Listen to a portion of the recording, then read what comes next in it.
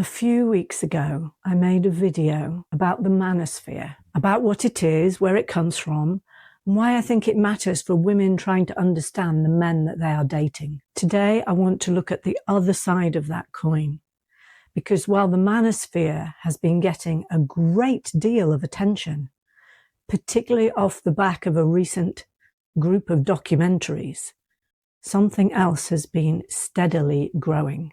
And it's now getting its own moment in the spotlight.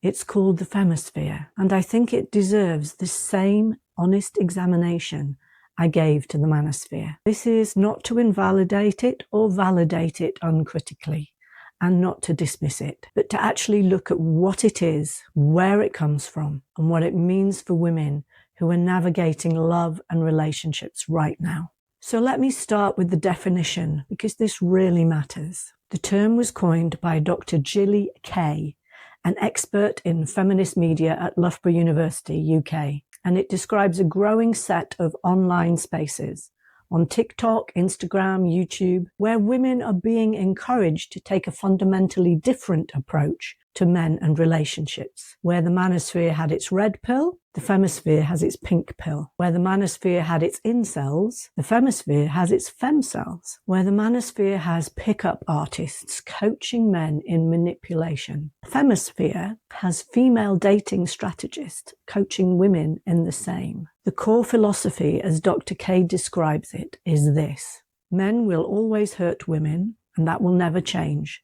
So strategies are needed to conquer the men. The most visible expressions of this are the dark feminine influences, women with very large followings who advise their audiences to leverage traditional femininity to secure financial support from men, treat dating as something to win, to be emotionally distant and strategically aloof, to date up and secure provision. The Week magazine describes it as encouraging women to adopt a more calculated, transactional approach to relationships. The Guardian, which covers this in depth, called it a dark and toxic corner of the internet. And while that framing is pointed, it's not entirely without basis. Now, I want to be honest about something before I go any further. The exhaustion that feeds the Femosphere is real. I recognize it completely. I see it in my work with women. The exhaustion of carrying more than is your share. The exhaustion of being told to be more accommodating, more open, less picky. Advice that has not delivered the relationship that you were promised. The exhaustion of investing wholeheartedly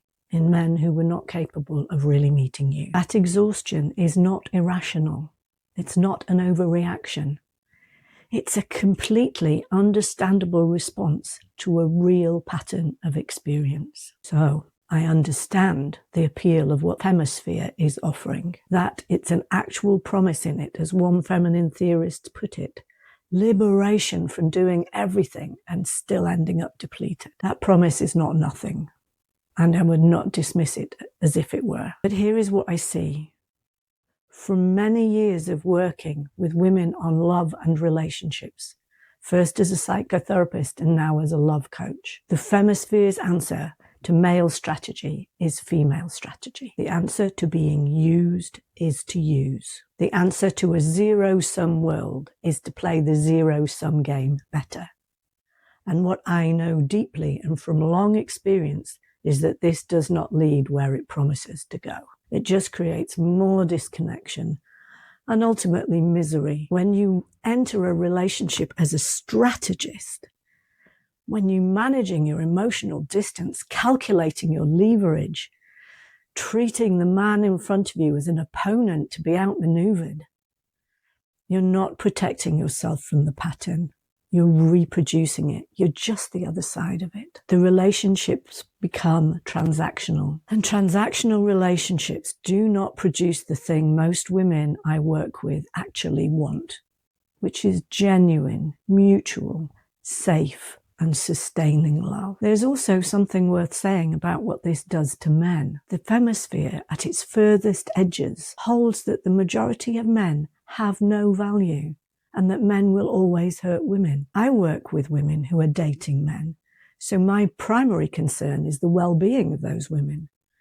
But I don't think it serves women to build their approach to love on a foundation of contempt. And this is not because men need protecting from it, but because contempt shuts down the very thing you're trying to open towards. You cannot genuinely receive love from someone you have already decided is the enemy. Here is what I think the Femosphere gets right. And it does get a lot of things right. The insistence that you do not have to abandon yourself for love is exactly correct.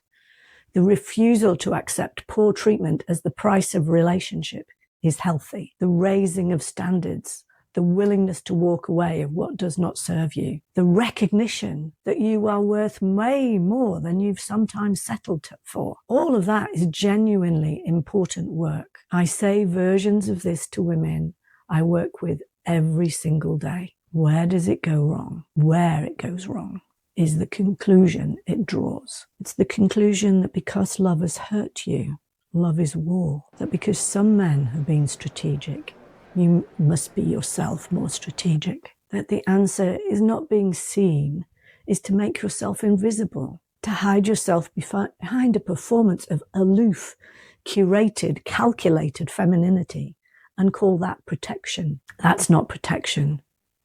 That's a different kind of self-abandonment, and it will produce a different kind of loneliness, a deeper kind of misery. The question I want you to hold going into every interaction, every date, every profile, every early conversation is not, how do I win this? It is this person safe to be real with? Because that question, asked honestly and with your eyes open, is what discernment actually looks like. Not strategy, not distance, honest, boundaried, clear-eyed presence. The pink pill and the red pill are the same pill. They both say the other sex is the problem. Life is a competition, and your only protection is to play harder. I do not believe that. And in many years of sitting with women who have done the interior work and found their way to genuinely good love, I've never once seen that belief lead them there. If you want to go deeper into what conscious, boundaried, self-respecting dating actually looks like in practice, the free Dating with Clarity guide is in the description, and the newsletter is where I continue this conversation every week. Both of the links are below. I would love to see you there.